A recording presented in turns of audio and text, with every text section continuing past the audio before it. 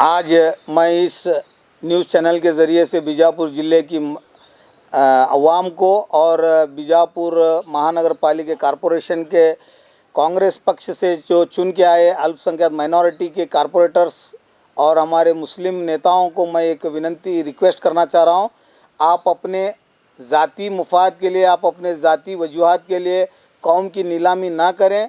और मैं doctor M B Patil साहब से रिक्वेस्ट करता हूं कि अगर बीजेपी कॉरपोरेटर्स आपके पास गलत इंटेंशन लेके आ रहे हैं तो उनको खारिज करें, क्योंकि कांग्रेस की सरकार है, आप जिला उस्तुवारी मंत्री हैं।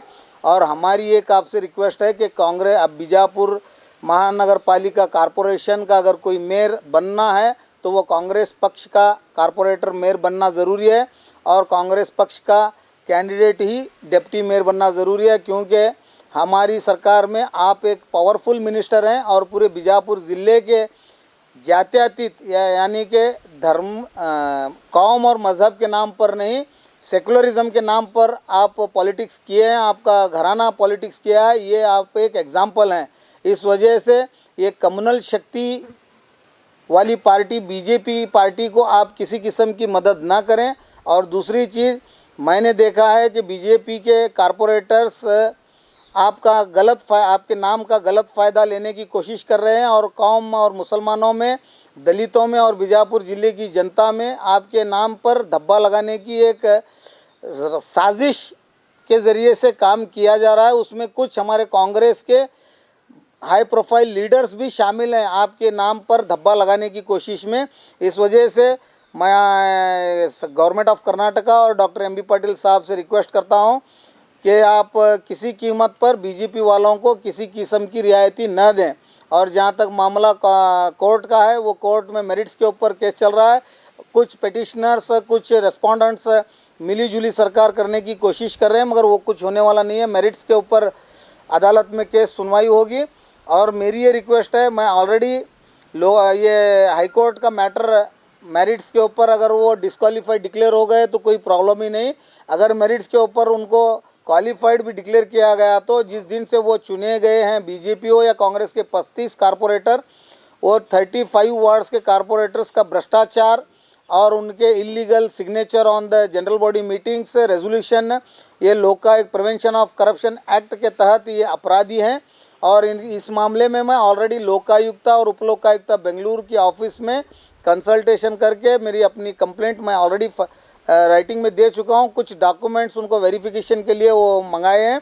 वो देने के बाद में मैं जो है इनके ऊपर, ये हाई कोर्ट का मैटर कंप्लीट होते ही इनके ऊपर लोकायुक्ता सेक्शन 2 सब क्लॉज 12 और सेक्शन 7 और 13 के तहत इनके ऊपर एफआईआर दर्ज करके फिर अगेन इनको सस्पेंड करने की हमारी आगे की कार्रवाई रहेंगे। क्योंकि ये सेकुलरिज्म के तत्व, अगर हमारी रिक्वेस्ट है, अगर बीजेपी वाले जो कॉरपोरेटर्स हैं अगर वो कांग्रेस पक्ष को ज्वाइन करते हैं, सेकुलरिज्म को अडॉप्ट करते हैं, तो हमारी किसी किस्म का उनको ऑब्जेक्शन नहीं है।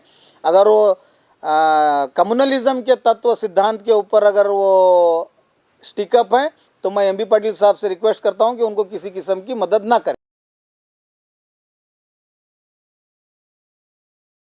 आए दिन मैं अचानक 2 दिन पहले जब मैं डॉक्टर एम बी पाटिल साहब के घर पे हमारे बीजापुर ज़िले के कुछ माइनॉरिटी वार्ड्स में जो डेवलपमेंट के काम नहीं हुए उनके बारे में मुतालबा करने के लिए उनसे जब मुलाकात के लिए गया था, उस वक्त कांग्रेस के पूरे कॉरपोरेटर्स और बीजेपी के पूरे कॉरपोरेटर्स एक ही मंच पर बैठे थे। देख करके मैं शॉक हुआ। और जब मैं वहाँ पर इंक्वायरी किया तो पता ये चला कि 18 तारीख को हाई कोर्ट में मैटर हेयरिंग को फिक्स हुआ है।